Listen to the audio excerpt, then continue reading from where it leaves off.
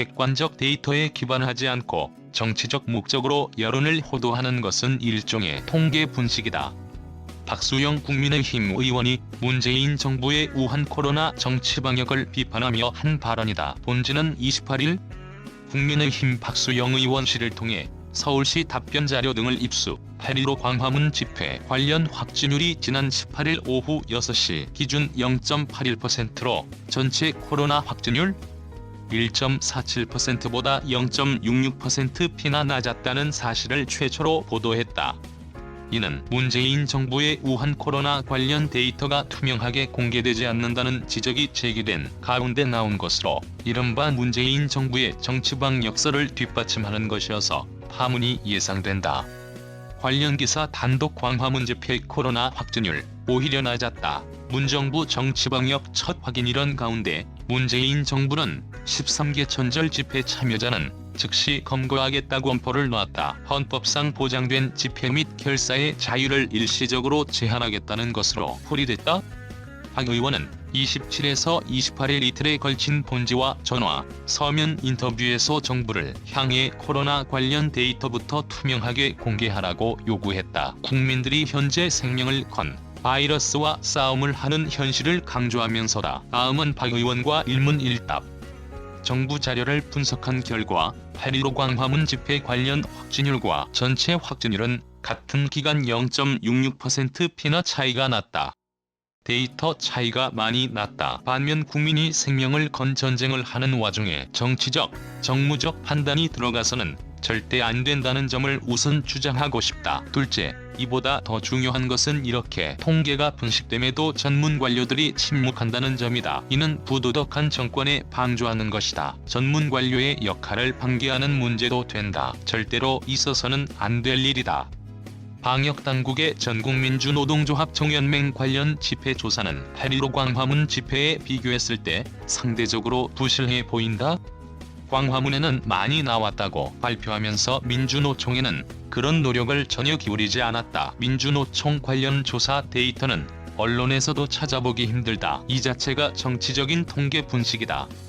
정세균 국무총리는 27일 대국민 담화를 비롯 28일 라디오 인터뷰 등을 통해 드라이브스루 형태의 집회도 원천 금지하겠다고 강조했다. 최근 국무총리나 경찰청장 등의 발언으로 문재인 정권의 반헌법적이고 반법률적인 생각이 뚜렷하게 드러났다. 헌법이 허용하는 신체의 자유, 집회 및 결사의 자유에 대해 정부, 여당은 한 번이라도 생각해 본 적이 있는지 묻지 않을 수 없다. 헌법 제12조는 누구든지 법률에 의하지 않고는 체포되지 않는다고 규정했다. 정부는 체포, 검거, 면허정지 등을 운운한다. 이는 어떤 법률에 따른 것인지 명확히 밝혀야 한다. 밝힐 수 없다면 성문헌법에 기초한 자유민주주의 국가인 대한민국을 흔드는 것이다. 또 대국민 협박이라고 볼 수밖에 없다. 대규모 집회가 코로나 확산에 큰 위협이 된다면 투명하게 데이터를 밝히고 국민들께 자제를 권고해야 할 것이다. 투명하지도 않으면서 코로나를 빌미로 헌법이 보장한 국민의 기본권을 침해한다면 그것이 바로 독재국가의 전형이다. 질병관리청이 집회 관련 일별 검사자 및 확진자 데이터를 제대로 공개하지 않는다. 질병관리청은 데이터를 수집하는 지자체와 취합해서 의사결정을 한다. 그런데 질병관리청은 각각 다른 방식으로 통계를 운영한다. 게다가 집회마다 검사 대상자 선정, 데이터 유지 등을 달리했다. 이에 방역당국을 신뢰할 수 없는 상황에 이르고 말았다. 국민들께서는 생명을 건 전쟁을 하는 중이다. 객관적 분석의 근거가 될 데이터를 제공하지 않는 것은 일종의 통계 분식이다. 부도덕한 정권이 정치적 판단으로 통계를 이용한다면 전문성을 가진 관료들이 나서서 투명하게 공개해야 한다.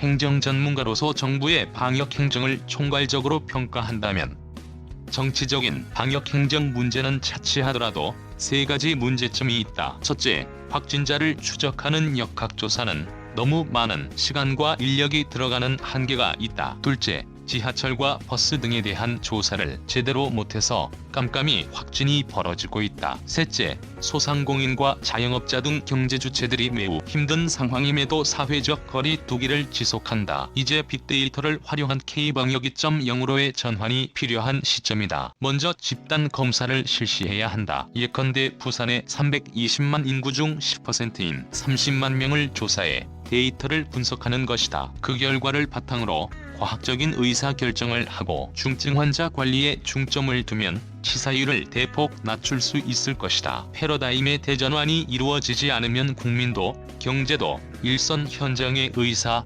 간호사, 공무원들의